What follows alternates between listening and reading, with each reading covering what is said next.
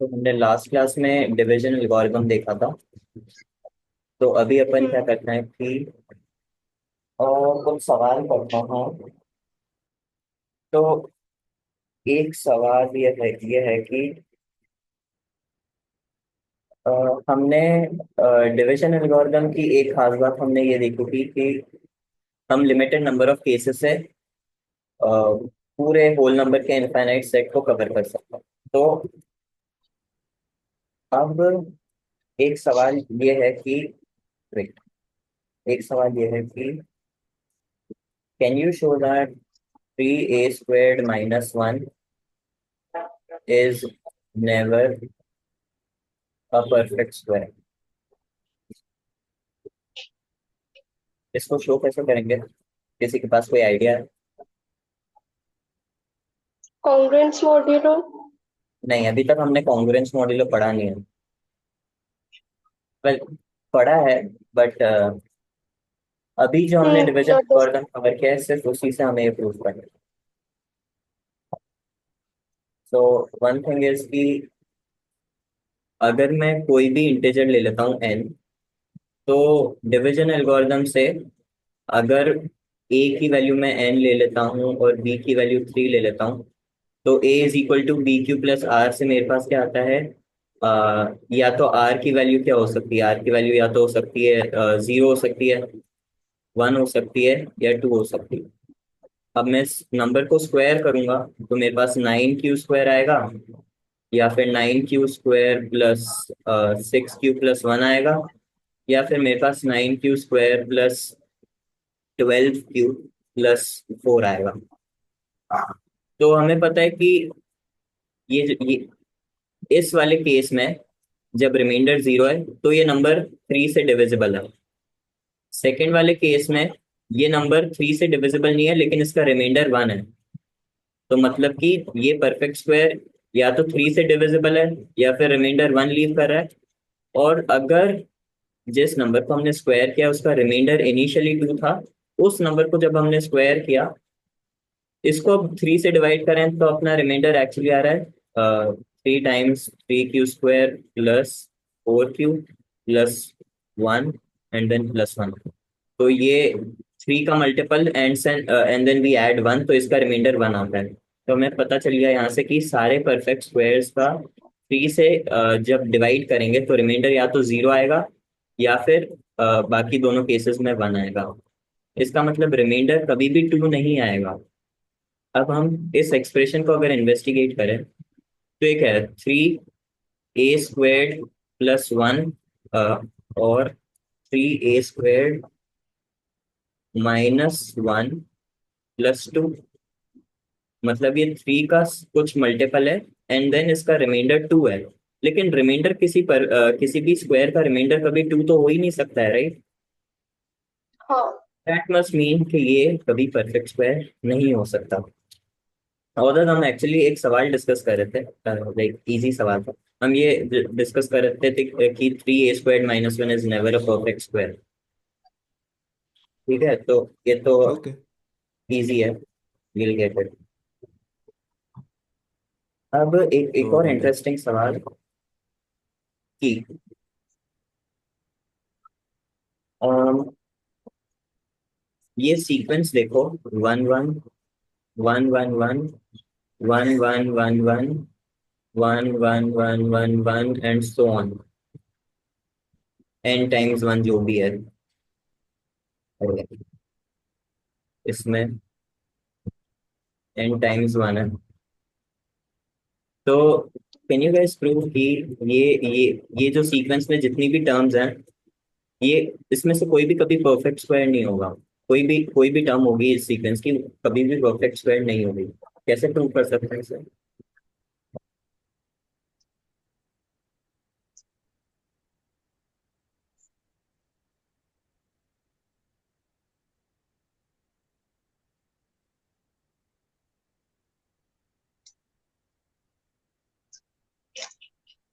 कोई आइडिया है उधर? Fatima Aslam. Don't answer. Sorry, क्या? No idea. यार बेसिकली ये जो 11 है ना, इसको क्या लिख सकते हैं? 08 + 3। इसको क्या लिख सकते हैं? 108 + 3। या किसी भी रैंडम इसको क्या लिख सकते हैं? 10008 प्लस, अरे यार, 11108 + 3। ठीक है, सही लिखा है ना? नहीं, एक वन नहीं, एक एक्स्ट्रा। वन ज्यादा। ठीक है, तो ये क्या है? ये 4 का मल्टीपल +3 है। सब में 4 का मल्टीपल आ रहा है, एंड देन वी ऐड 3। तो हम्म। बेसिकली हर एक टर्म वो 4k + 3 के फॉर्म का है। इस सीक्वेंस में हर एक जो टर्म है 4k + 3 के फॉर्म का है।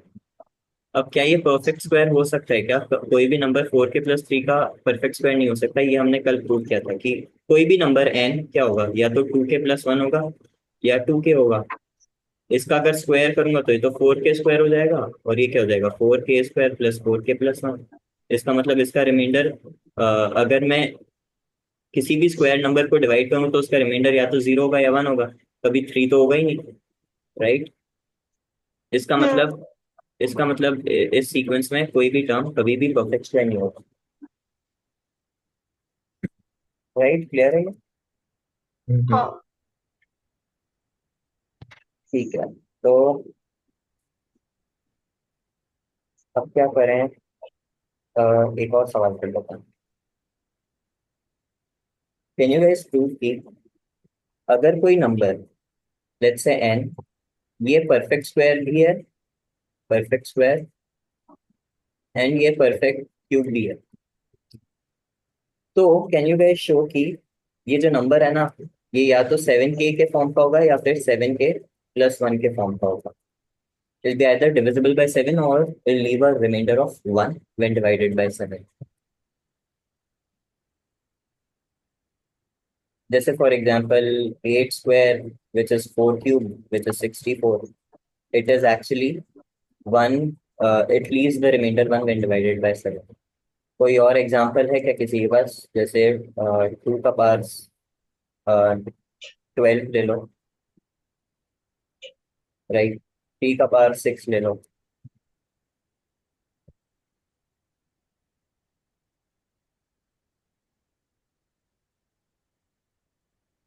तो ये कैसे कर सकते हैं?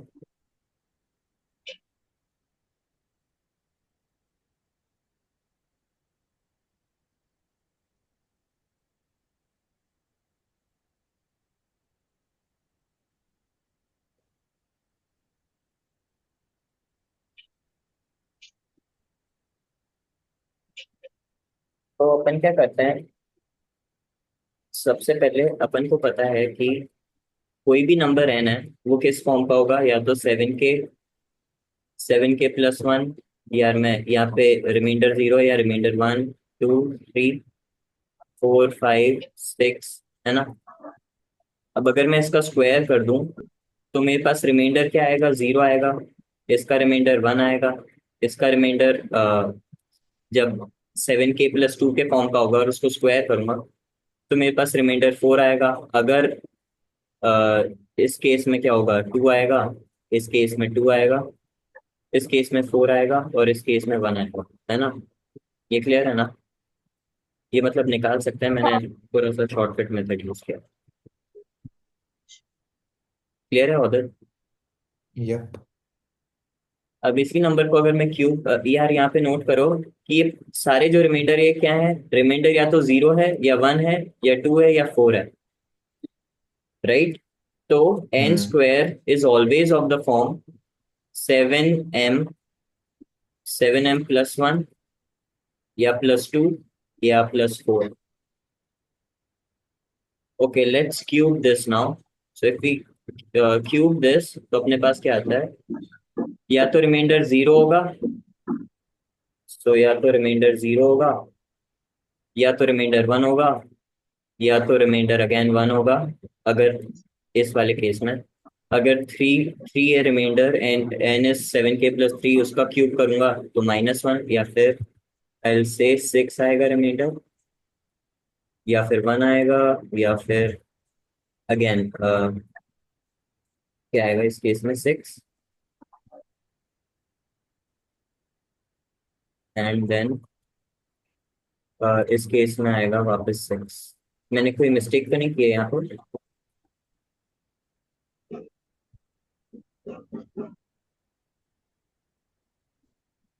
नहीं की है। अगर रिमाइंडर 5 है तो 5 का cube is 125 and then 125 is, हाँ राइट, सही है सही है। ठीक है, तो ये सेट्स ऑफ रिमाइंडर्स आएंगे। क्लियर है ये? यप। हम्म। दोनों। अजलान क्लियर है? हाँ। ओके। तो अब नोट करो कि यार, अगर ये कोई भी नंबर एक परफेक्ट स्क्वायर है और एक परफेक्ट क्यूब है, तो 7 से डिवाइड करके क्या रिमाइंडर आ सकता है उसका? जीरो आ सकता है। इन दोनों में कॉमन रिमाइंडर्स क्या है? जीरो है, 1 है, और कुछ थोड़ी है। किसी भी नंबर को का स्क्वायर का रिमाइंडर 7 से डिवाइड करने पे जीरो होगा, 1 होगा, 2 होगा, 4 होगा। और अगर वो नंबर क्यूब भी है तो जीरो होगा, 1 होगा, या 6 होगा। तो कॉमन रिमाइंडर्स क्या है? क्योंकि वो नंबर एक परफेक्ट स्क्वायर है, साथ में एक परफेक्ट क्यूब भी है, तो मतलब या तो रिमाइंडर जीरो होगा या 1 होगा। क्योंकि अगर रिमाइंडर 2 हुआ तो वो परफेक्ट क्यूब नहीं है, और अगर रिमाइंडर 6 हुआ तो वो परफेक्ट स्क्वायर नहीं है। इसका मतलब रिमाइंडर या तो जीरो होगा या 1 होगा। इसका मतलब अब a number which is a perfect square as well as a perfect cube will leave a remainder of 0 or 1 when divided by 7. Clear है? हाँ। यप। क्लियर है ना ये? ठीक है। ठीक है, तो ये अपने थोड़े बहुत सवाल होगा। अभी अपन आगे थ्योरी कंटिन्यू करते हैं। तो divisibility, sorry, the division algorithm जो हमने पढ़ा, उसका उसकी स्पेशल लाइक कह सकते हैं कि उसकी एक सिग्निफिकेंस ये भी आ जाती है, जब रिमाइंडर जीरो होता है ना, तो उस केस में बहुत सारी हम प्रॉपर्टीज से इन्फर कर सकते हैं। जैसे मैं समझाता हूँ। फॉर एग्जाम्पल, अभी अपन एक, अच्छा, लाइक कोई भी नंबर जैसे कि 4 है, इसका अगर मैं इसको लिख सकता हूँ ना, 2 into 2 + 0, सो 2 से डिवाइड करने पे रिमाइंडर जीरो है, राइट? तो यहाँ से अपन एक डेफिनेशन बनाते हैं, एक डेफिनेशन बनाते हैं कि अगर कोई एक इंटीजर b है, then we say that this integer b is divisible by an integer a, is divisible by an integer a if there exists an integer c so that b is equal to a times c. Clear है? ये अपनी definition है। b is said to be divisible by a if there exists an integer c so that b is equal to a times c. And इसको हम symbolically ऐसे represent कर सकते हैं that a divides b, right? a divides b और b is said to be divisible by a if there exists some integer c. ये अपनी definition है।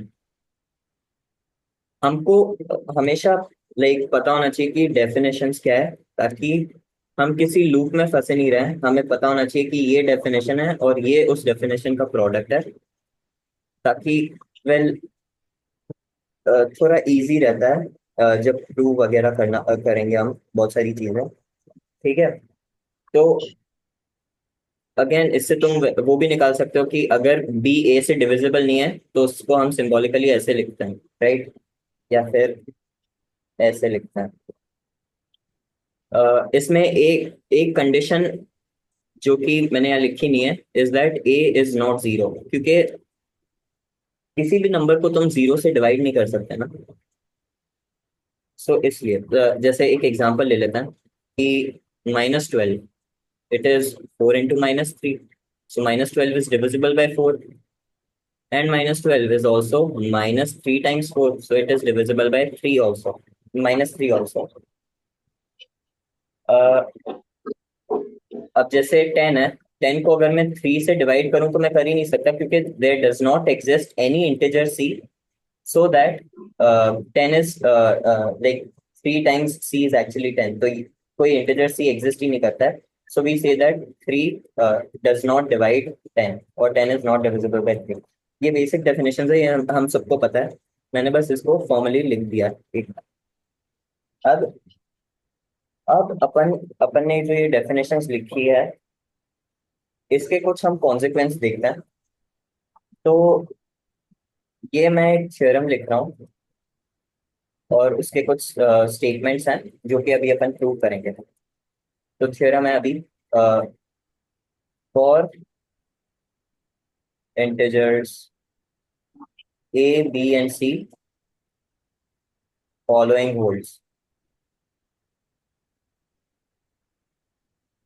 पहली property, A always divide zero, again A is not zero, ठीक है। And then one will always divide A and A will divide A. कैसे prove कर सकते हैं?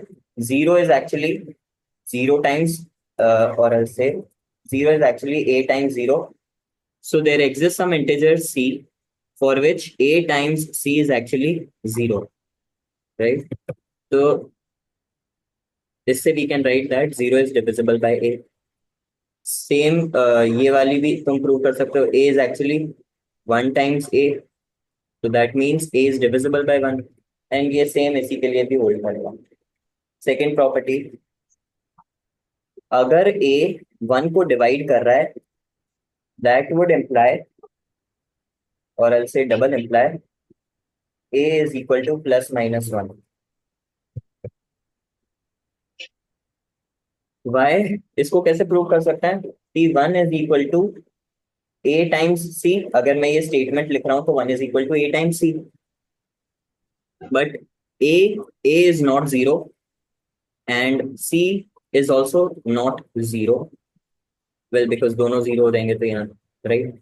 तो अगर मैं मॉड्यूलस ले लूँ दोनों साइड, तो मेरे पास आएगा वन, ये मॉड ए मॉड सी।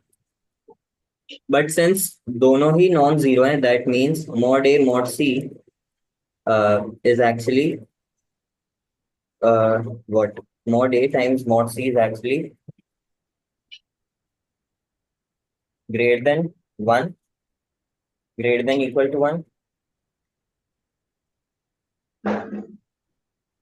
ये क्लियर है ना? हम्म हाँ। और ये कब हो सकता है?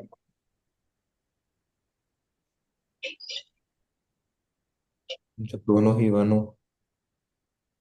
जब दोनों ही बनो, और कभी नहीं हो सकता। मुझे पता है वो इनइक्वालिटी पे पहुंचे कैसे अपन, from mod A equals mod A into mod C, और it will go to that inequality. ये बात क्लियर है ना? तो देख, हाँ, ये बात क्लियर है। a a is an integer and a is not zero, so mod a is greater than zero, or I'll say mod a is greater than equal to 1, right? Hmm hmm And c is also not zero, because if c is zero तो ये side zero हो जाएगी। हम्म So mod c is greater than equal to 1. That implies this is true. Hmm. This can only be true when mod a is equal to mod c is c one. equal to 1। Hmm और फिर उससे a plus minus one आएगा, और उसके corresponding c minus plus one आ जाएगा, तभी उन दोनों का हम्म प्रोडक्ट वन है। ठीक है, तो हम्म। ये अपनी प्रॉपर्टी हो गई। सी माइनस प्लस वन थोड़ी आया, सी भी प्लस माइनस वन ही आया ना। हाँ, c प्लस माइनस वन ही आएगा मैम। ठीक है, तो अपन नेक्स्ट नेक्स्ट चलते हैं, third property. If a divides b and c divides d, then it implies AC divides BD। मैंने यहाँ डबल इम्प्लाई नहीं लगाया फॉर अ रीजन।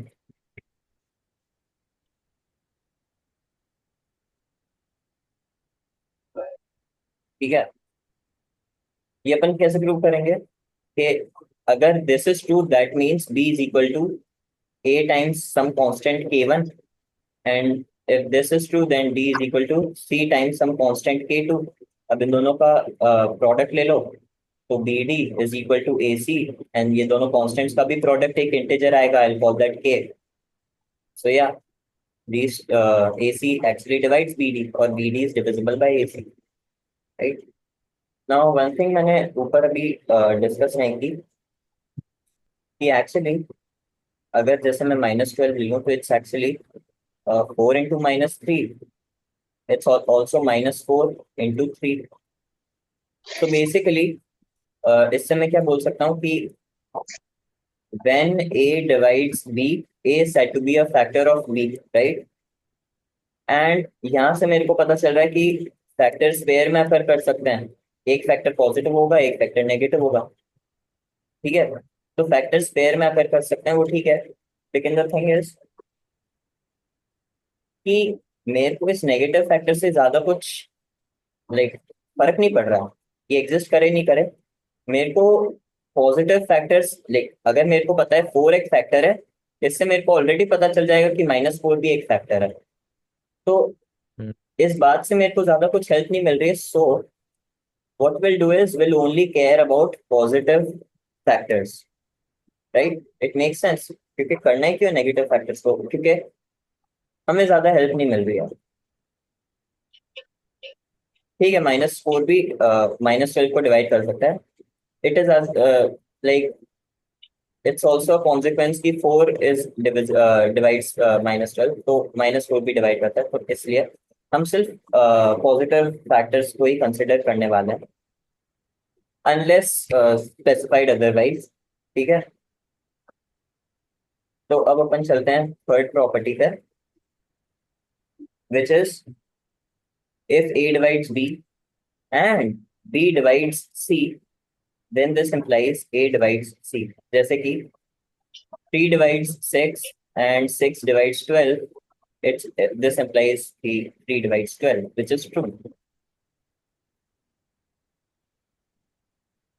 इसको कैसे प्रूव करेंगे कि अगर ये बात ट्रू है तो इसका मतलब B is equal to A times some constant K1, and अगर ये बात ट्रू है then C is equal to B times some constant K2। अब दोनों को प्रोडक्ट ले लो तो C is equal to A times some constant K, that means A divides C और C is divisible by A। तो ये अपन की एक और प्रॉपर्टी होगी। ठीक है, मैं सारी प्रॉपर्टीज का प्रूफ दे रहा हूँ, क्लियर है ना सबको? हाँ। एंड ये बेसिक प्रॉपर्टीज हैं, तो इसलिए मैं फास्ट चल रहा हूँ थोड़ा, मेरे को बता देना अगर कोई भी दिक्कत।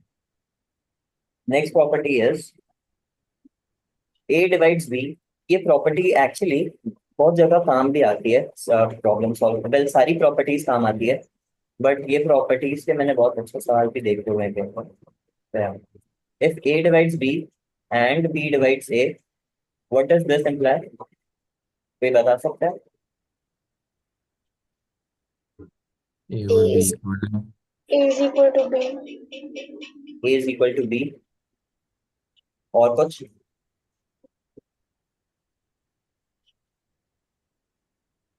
Absolute value of A is equal to absolute value of B. या दैट इज ट्रू। ठीक है, तो इसको कैसे प्रूव कर सकते हैं अपन?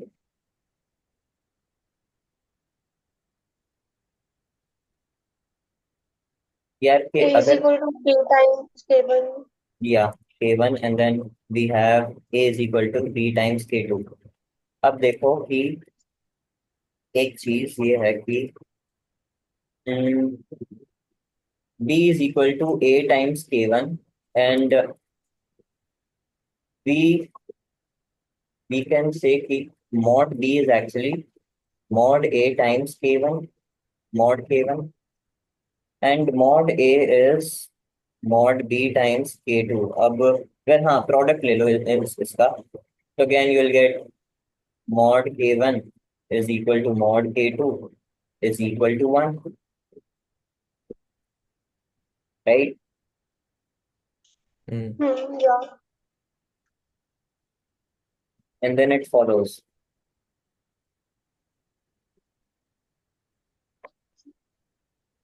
right? इसके बाद क्या आएगा? K1 is plus minus 1, K2 is plus minus 1, Hmm. right? Okay, clear है ना ये? हाँ।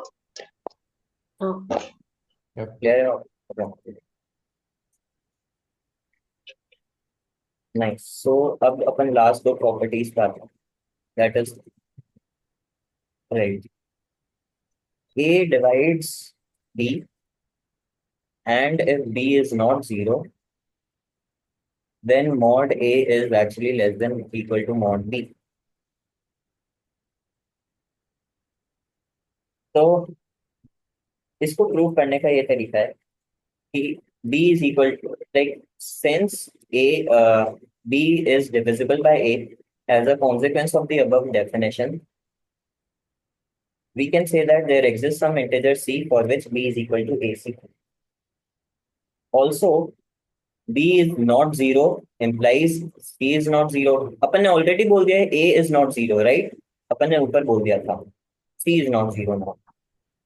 ओके, अब अगर मैं एब्सोल्यूट वैल्यू ले लूँ तो मेरे पास आएगा mod b is equal to mod a mod c। अब क्योंकि मॉड c तो जीरो नहीं है, इसका मतलब मॉड c क्या है, greater than equal to one है। मॉड c जीरो नहीं है तो मॉड c तो greater than equal to one हुआ। इसका हम्म मतलब mod b which is equal to mod a mod c is greater than equal to mod a। दोनों side में mod a से मल्टीप्लाई कर सकता हूँ, और ये चीज क्या है, mod b है, तो मेरे पास आ गया mod b which is mod a times mod c is greater than equal to mod a। ठीक है, तो इसका मतलब mod b is greater than equal to mod a। ठीक है,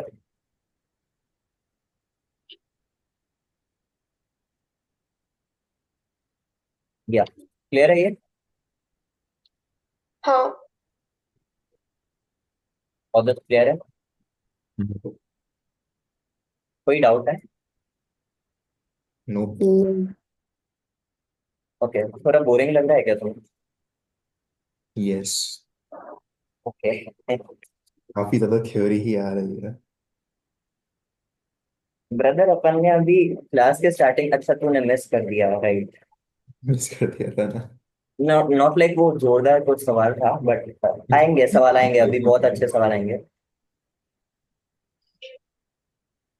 वो ओके। आई थिंक वो शायद 11th की एनसीईआरटी में ही थे, लाइक द ओल्ड एनसीईआरटी जिसमें लेमा था। राइट। 10th। 10th में, हाँ हाँ 10th में था if लेमा तो। if a divides b and a divides c, a divides c, ये भी एक अच्छी प्रॉपर्टी है जो कि अपन अब जो नेक्स्ट थ्योरी पढ़ने वाले हैं उसमें बहुत ज्यादा काम आएगी।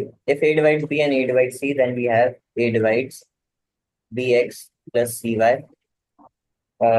for some x comma y belonging to, will not for some, for all,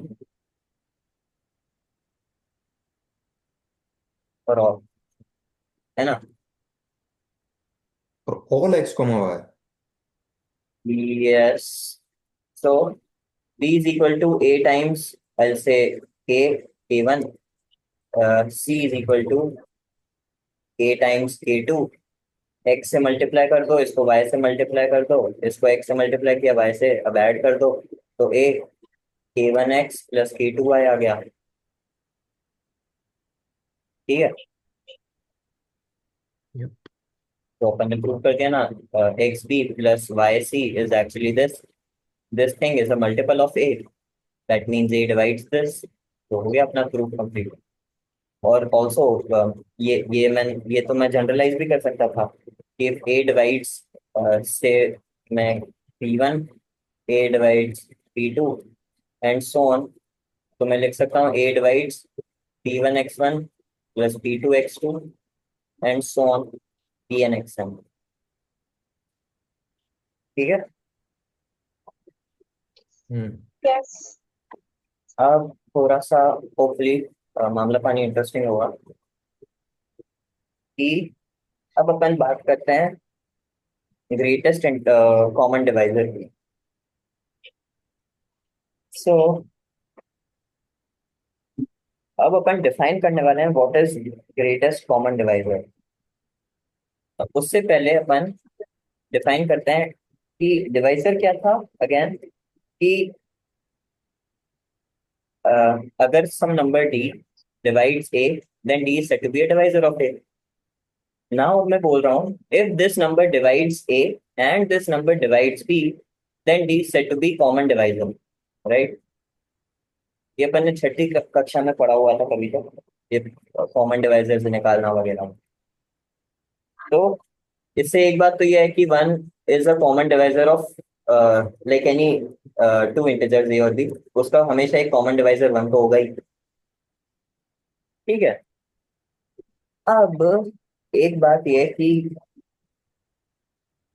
अगर मेरे पास कोई भी इंटीजर्स है ए और बी, तो इससे मैं ये तो बोल सकता हूँ कि इसका जो कॉमन डिवाइजर्स का सेट है ना, वो एम्प्टी तो नहीं है, क्योंकि उसमें ए तो होगा और भी बहुत सारी चीजें हो सकती है।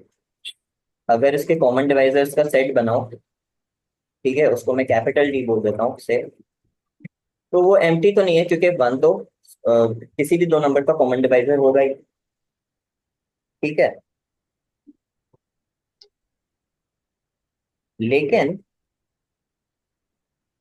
एक बात ये भी है कि like any integer will divide zero, a is divisible by zero holds for any a which is non-zero of course। तो अगर मेरे a और b जीरो हो गए, a और b दोनों जीरो हो गए, इसका मतलब हर एक इंटीजर a और b को डिवाइड कर सकता है। अगर दोनों ही जीरो हो गए तो फाइव भी डिवाइड कर सकता है जीरो को, सिक्स भी डिवाइड कर सकता है। अभी हम इंटीजर्स की बात कर रहे हैं ना। तो हम्म। लाइक सारे इंटीजर्स इसको डिवाइड कर सकते हैं। इसका मतलब क्या हो गया, जो ये सेट है ना डी, इस केस में क्या हो गया, वन, और फिर बेसिकली ये तो जी बन गया, except we don't have zero. ठीक है। ये सेट ऑफ इंटीजर्स बन गया, इनफाइनाइट सेट बन गया जीरो के अलावा, क्योंकि zero divide zero doesn't make sense. It does actually, it Why does does it not, not make it sense? does make sense because 0 is equal to 0 times c. So yeah, we can actually say that 0 is divisible by 0। तो इसका मतलब या we can actually क्या बोलते हैं, बोल सकते हैं कि every integer is a common divisor of a and b. ठीक है। और this set of common divisor is infinite. ठीक है। लेकिन अगर अपन यार, ये तो like kind of special case हो गया ना, इससे अपन को, ठीक है, ये स्पेशल केस हो गया। अपन जनरल बात करते हैं कि अगर ए और बी में एटलीस्ट एक जीरो से अलग है, हो सकता है ये जीरो हो या ये जीरो, लेकिन दोनों जीरो नहीं है, और I say the product a b is not zero, right? दोनों जीरो नहीं है। If a b is not zero, this implies कि जो इनके कॉमन डिवाइसेस हैं, आई से पॉजिटिव कॉमन डिवाइसेस, राइट, क्योंकि वो ज्यादा अपन को हेल्प करेंगे। तो अपन पॉजिटिव कॉमन डिवाइसेस की बात करें, तो जो सेट ऑफ पॉजिटिव, आपने तो बोला कि इनमें में से कोई एक जीरो नहीं है, हाँ, तो ए बी तो is not zero. Product wait, right right right, product zero हो सकता है, my bad. Maybe I say कोई भी एक जीरो नहीं है, what can I say? How do I write it mathematically? Although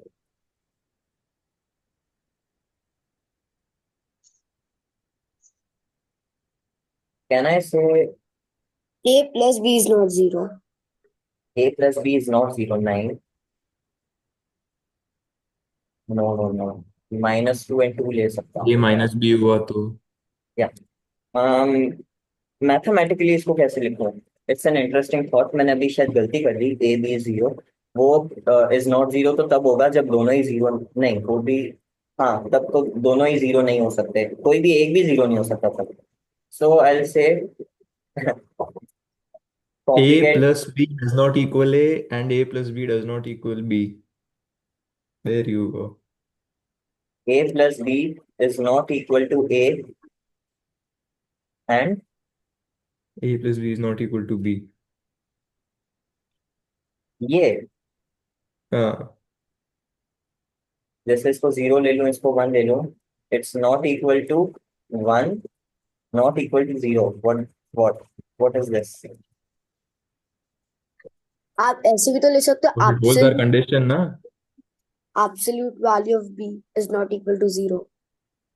हाँ मैं, अरे नहीं, मेरे को बिना स्पेसिफाई करके लिखना है। वो तो मैं लिख सकता हूँ कि ऐसे इंग्लिश में लिख दूँ आइदर, और आई से एटलीस्ट वन ऑफ ए और बी इज नॉट 0, ये तो मैं लिख सकता हूँ। लेकिन okay, may be I say one of A by B और B by A is is undefined. Defined, is one of नहीं देम इज यार, डिफाइंड। वन हाँ of one them of is them. Defined, या ठीक है। हाँ ये लिख दिया है। अरे ये फालतू की इससे कॉम्प्लिकेट अच्छा, कर रहा हूँ मैं। इससे इससे अच्छा, अच्छा अपन इंग्लिश में ही नहीं लिख सकते थे। ठीक है, तो तुम समझ गए ना कि ए और बी में एटलीस्ट दोनों 0 नहीं है, दोनों 0 नहीं है, राइट? एक सेकेंड, अपन ऐसे लिख सकते हैं ना, absolute value of a plus hmm, absolute value of b is not equal to zero. Is not, right, there you, right, ठीक है। मैंने भी तो यही बोला था। अच्छा बोला था क्या यार मैं? सॉरी यार, समझा नहीं मैं। ओके, ठीक है। Absolute value of a plus absolute value of b is not 0। यार 5 मिनट बर्बाद हो गए अपने। Okay, now if this is the case, then अपना सेट क्या है? फाइनाइट है। और अपन पॉजिटिव डिवाइजर्स की बात कर रहे हैं, इसका मतलब अपना सेट डी इज फाइनाइट। एक काम करता हूँ कि मैं दूसरी लिंक पे आ जाओ, कभी बंद हो जाए ये पता नहीं है। ठीक है, तो दूसरी लिंक पे आ जाता हूँ।